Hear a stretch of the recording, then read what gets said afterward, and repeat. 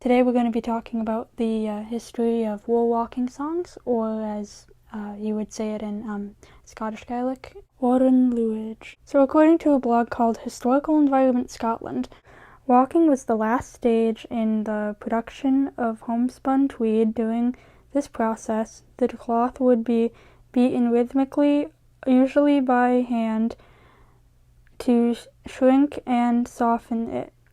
It would generally be carried out by a group of between 8 and 12 women on a hard surface such as a table. The songs were traditionally sung in the Gaelic language. It's actually depending on where you're from. Either in Scotland they pronounce it Gaelic, in Nova Scotia and Canada they pronounce it Gaelic. So technically, either pronunciation is correct. So the chorus was sung by everyone, because the song was sung in like a call and response kind of way. So like if you were the person leading the song, you'd sing a verse, and then everybody would join you on the chorus. I'll play you a quick example of that from the group Bano. Like when they sing the songs, they're actually like walking fabric while they're singing them.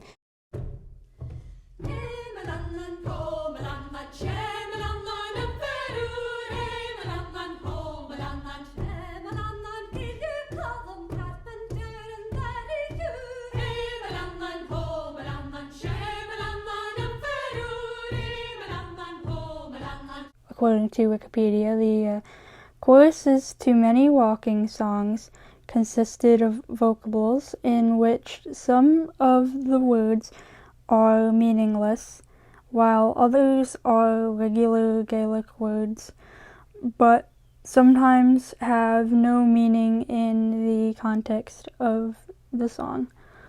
And then in other songs, like in the one I just played, the words actually do have the words in the chorus to that song do have a meaning to them.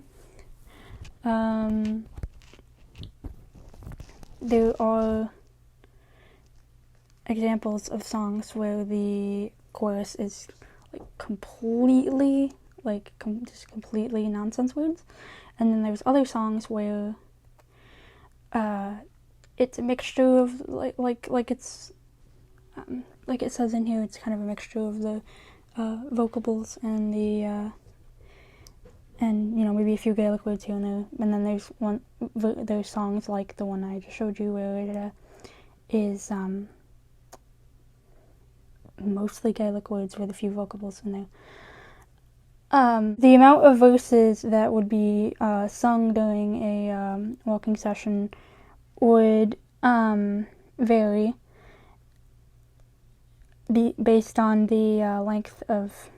So basically, this is kind of describing the songs. So, according to Scotlandinfo.eu, some were serious and slow for singing at the beginning, and some quick and jolly, most of unspecified length, so that they might continue until the cloth was ready for the next process.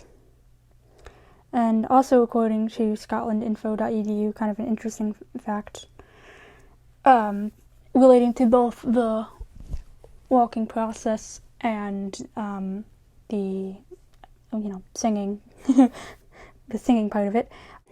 No song was ever repeated, for this would bring bad luck to the workers, and offerings of milk were sometimes made to a fairy woman called Lyrig, who was believed to be present at a walking.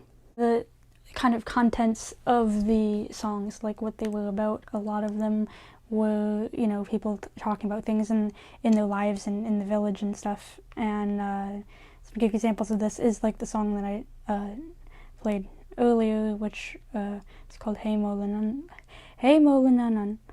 and it is about a woman who her man basically left her, and she found a new guy in town who she's kind of has eyes for, and she's talking about, you know, his in the first verse she's talking about like how he, you know, he's really good carpenter, and she kind of goes on in the song to kind of talk about basically talk about him. Hey Melanin translates to hey my darling, or hey my sweetheart, and kind of a more sad song would be like Mirrored and Cured, which is a it translates to Wiley Margaret, and it's about the kind of singer of the song, or the narrator of the song, basically is talking about how about how another girl in the village named Margaret basically was gossiping about her to a guy that she was going to marry, and then now he won't marry her because of the lies that Margaret told. So, guess that proves that spilling the tea has been around for centuries. And an interesting kind of trend, I guess you would say, is kind of taking them and sort of modernizing them. The band Capercaillie took the song Koshikarun, and they arranged it to sound like they basically turned it into a dance pop song. It's like super cool. And another example of like modern and kind of a sort of poppy sounding, kind of modern sounding song is a group called Tanis did a version of Mirrored and Cured, where they basically kind of similar to what Capercaillie did, and kind of made it sound like a kind of a dance pop song. Like this one wasn't as much dancey, I don't know, kind of like upbeat type pop type thing. And you know, of course, you know, these songs are often sung, you know, in like a lot of like folk singers and groups have you know, done versions of this of Waulking songs. Like Katie Ellis did a version of a Waulking song called Ghoul Isha Ghoulie, where the song is basically vocals and guitar playing in the background. Navan did an interesting version of Hey Molanan, where they basically recorded it like a cappella, and they just kind of sang it a cappella, and it sounds really cool. It's kind of more traditional sounding, well, you know, other than the version that I just showed you, you know, it's a more kind of modern, but like still kind of traditional sounding way to sing a song. If you sing a Waulking song, if you don't have any tweed to walk.